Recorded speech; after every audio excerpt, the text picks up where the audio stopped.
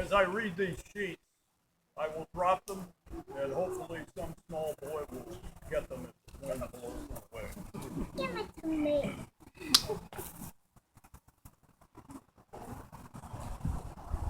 In Congress, July 4th, 1776, the unanimous declaration of the 13 United States of America.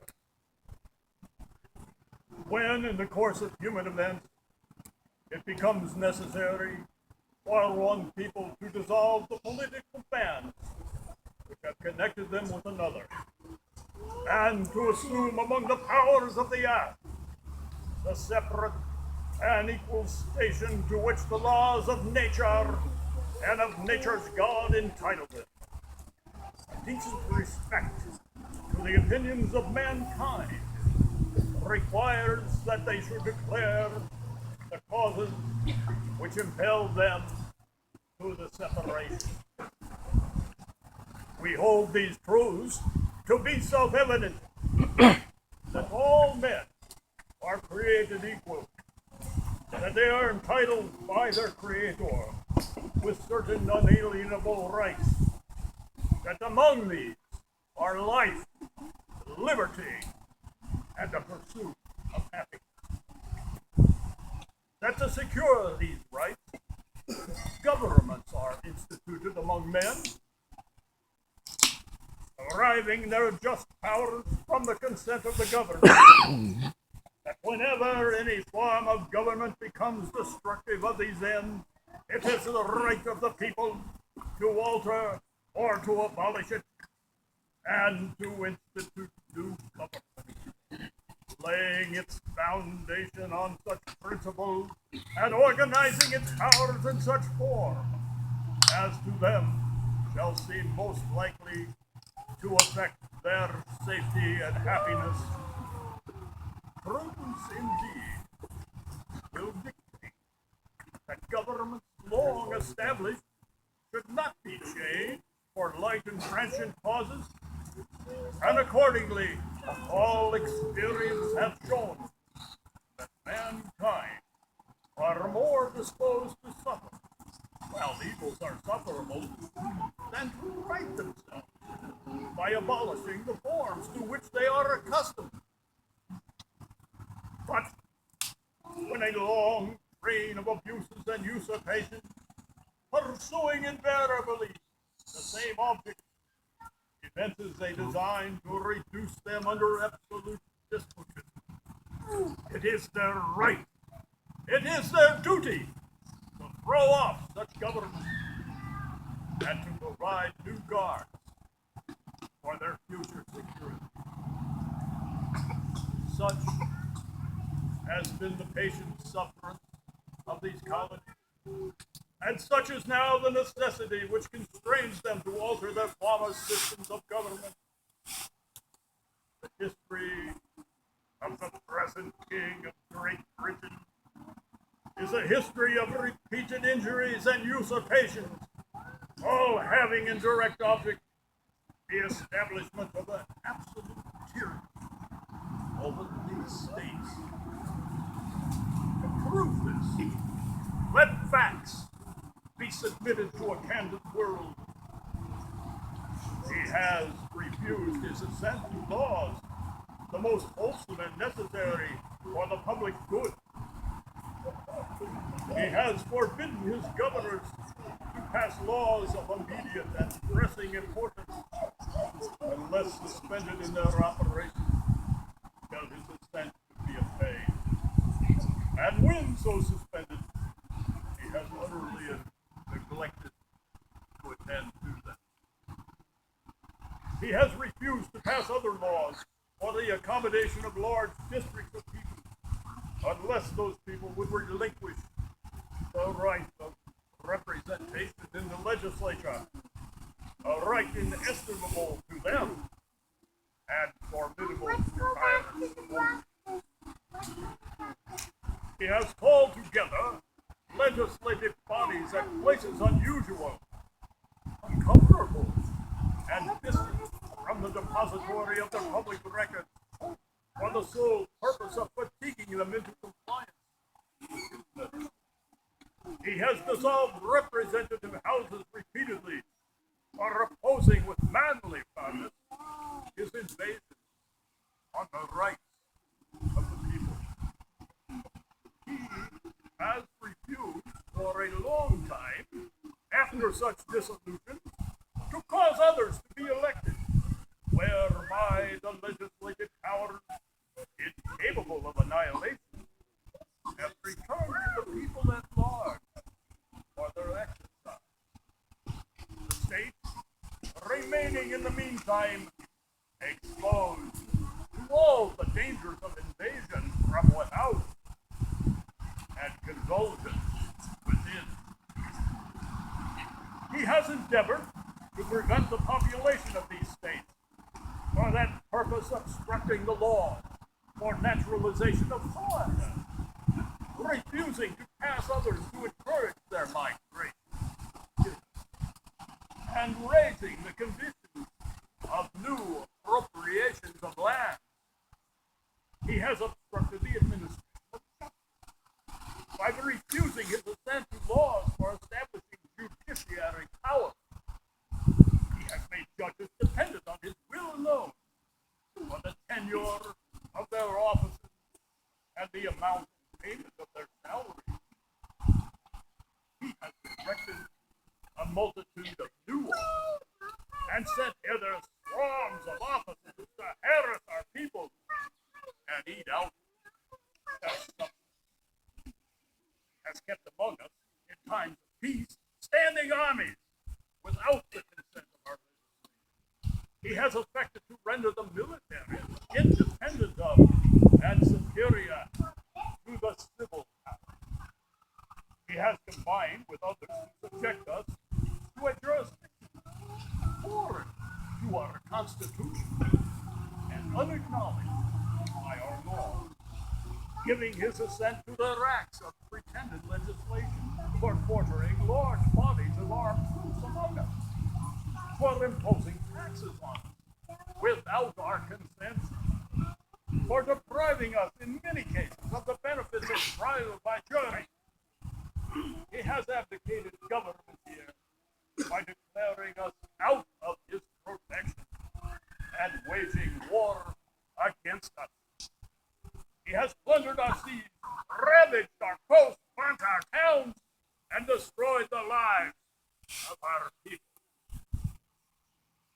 He is, at this time, transporting large armies of foreign mercenaries to complete the works of death, desolation, and tyranny, already begun with circumstances of cruelty and perfidy, scarcely paralleled in the most barbarous ages, and totally unworthy the head of a civilized nation.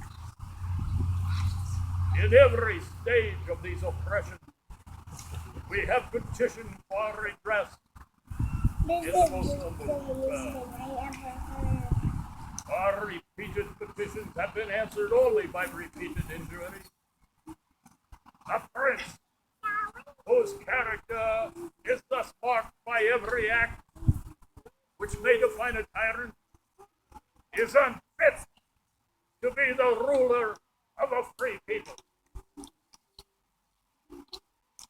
Nor have we been wanting in attention to our British brethren.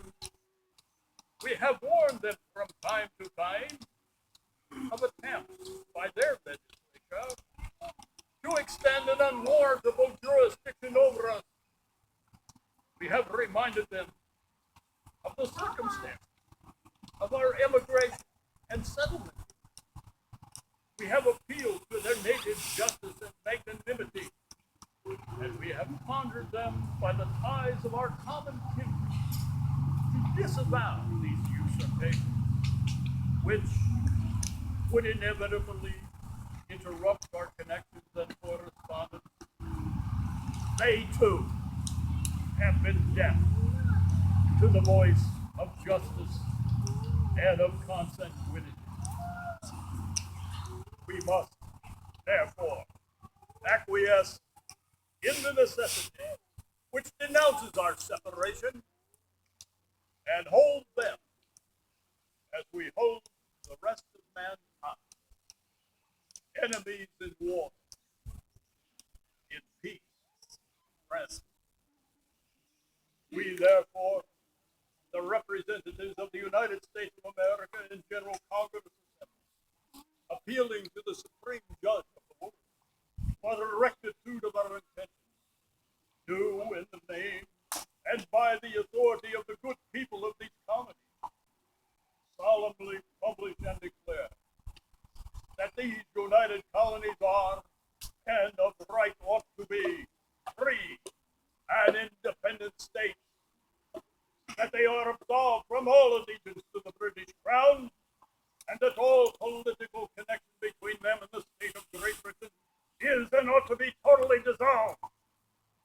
That as free and independent states, they have full power to levy war, conclude peace, contract alliances, establish commerce, and to do all other acts and things which independent states may have right to. And for the support of this declaration, with a firm reliance on the protection of divine providence, we mutually pledge to each other our lives, our fortune, and our sacred honor. Signed, John Hancock and 55 members of the Continental Congress assembled. Huzzah! Huzzah! Huzzah! Huzzah! Huzzah!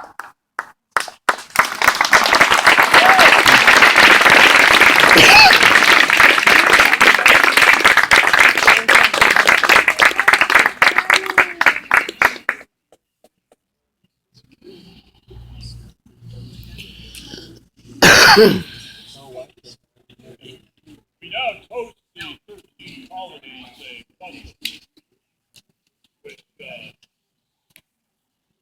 was not always approved by the this county were hops were grown and provided much of the agricultural economy in the 1950s.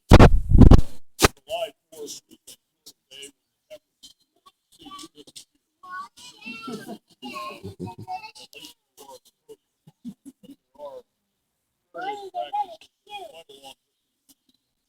most of these toasts were spoken in the 1840s. They come from accounts in our local papers, and we have used it for 30 years. There is an invitation to the toast which the oracle gave, and it goes something like this. Come, draw near, patriots, citizens, and strangers. Come, drink a toast to the 13 colonies. Jewels they are in the crown of American freedom, hard won by the blood of our ancestors. Come one man, come all, patriots, citizens, and strangers in our midst. Come, lift the libation of liberty, justice, and free men. Come, honor this glorious anniversary of our independence from the bonds of tyranny.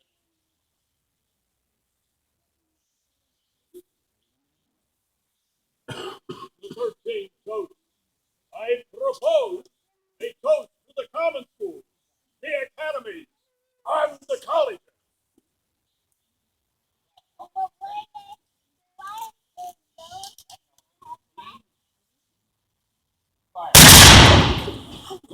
Boom. If they be well endowed and wisely conducted so as to enlighten the masses, our defenses will be better than national armories and garrison posts can provide.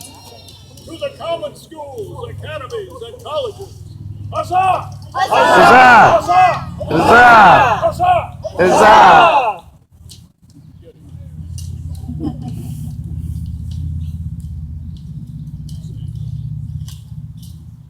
Ready? Do it again. I propose the second toast to General Washington. Woo!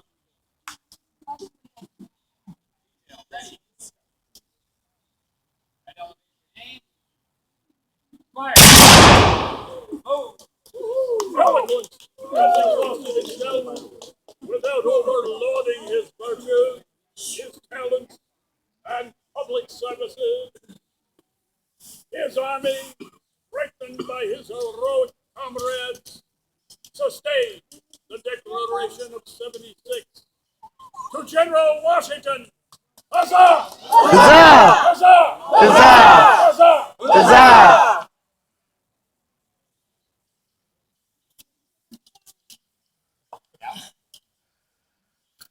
I propose the third toast to General Lafayette.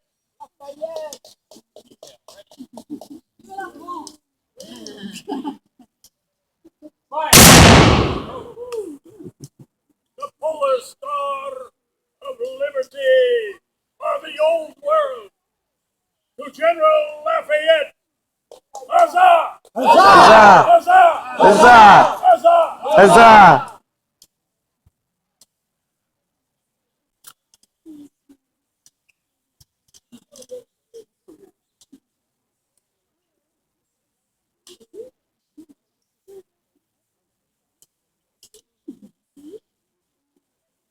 I propose the fourth toast to the heroes of the revolution.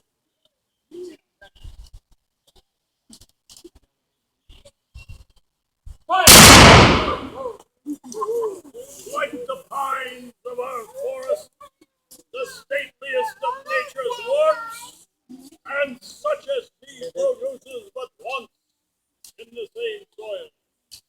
By the exertion of her unimpaired youthful energy, to the heroes of the revolution. Huzzah! Huzzah! Huzzah! Huzzah!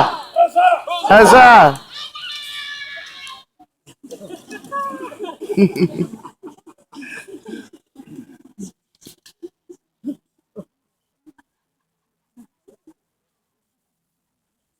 I propose the fifth toast to the judiciary.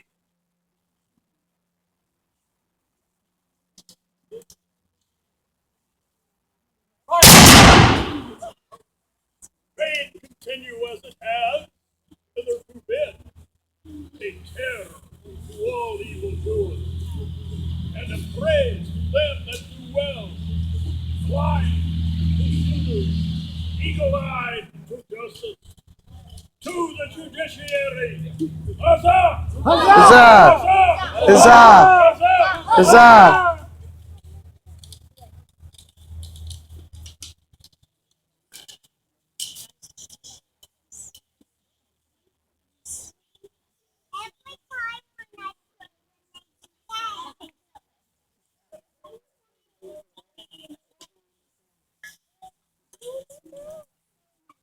Ladies and gentlemen, the sixth toast to the Constitution.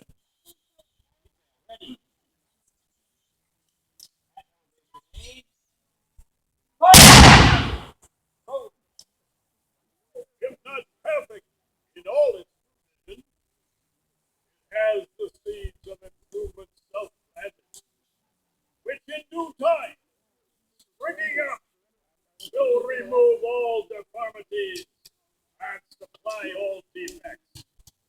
To the Constitution! Huzzah! Huzzah! Huzzah! Huzzah! Huzzah! Huzzah!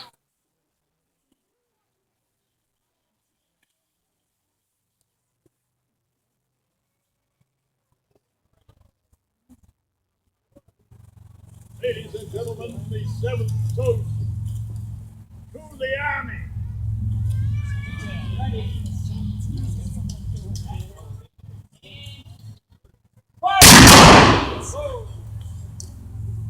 May it continue too small to be a terror to ourselves, yet large enough at all times for free men to rally round to extort justice from others and to render foreign invasion hopeless. To the Army! Huzzah! Huzzah! Huzzah! Huzzah! Huzzah! Huzzah!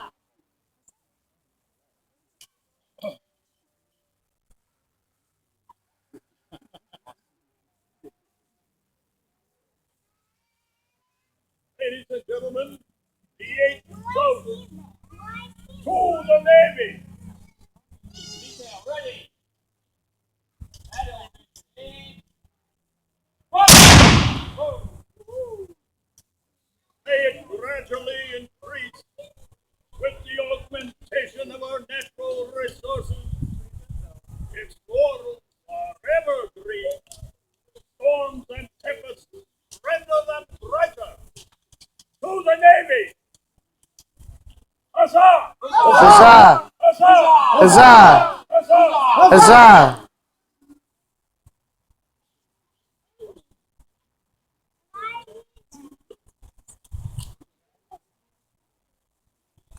Ladies and gentlemen, the ninth toast to revolutionary strength.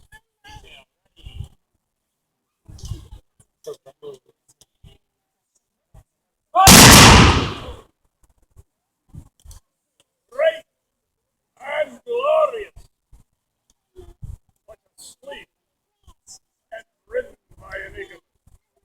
May she soon awake from her evil dream. To revolutionary strength. Huzzah! Huzzah! Huzzah! Huzzah! Huzzah! Huzzah!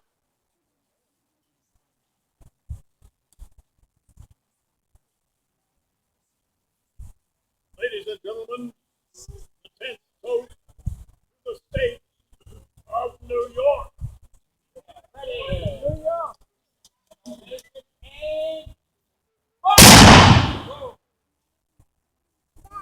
Star of the first magnitude in the American constellation, nullifiers!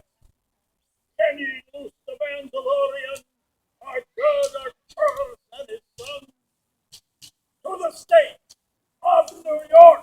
Huzzah! Huzzah! Huzzah! Huzzah! Huzzah! Huzzah!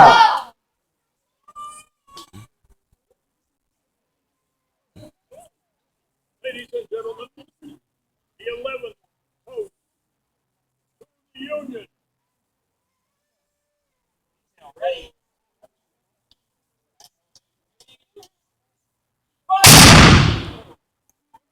The old 13 and afterborn sisters, alike in purity, simplicity, and dignity, each stronger and more lovely by the increased power and additional adorning of the rest of the family. To the Union! Huzzah! Huzzah! Huzzah! Huzzah!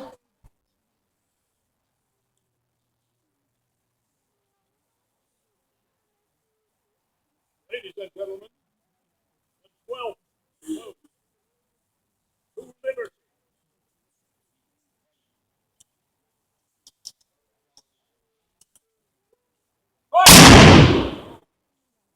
The tree first cultivated with success in American soil, now a vigorous exotic in Europe. May all nations be shadowed by its branches and partake of its fruit. To liberty! Huzzah! Huzzah! Huzzah! Huzzah! Huzzah! Huzzah!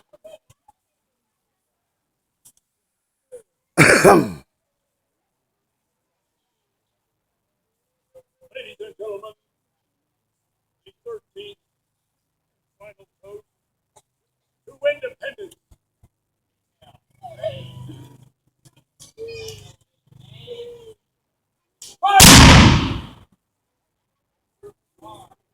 The declaration of our liberty and freedom from the tyranny of monarchs.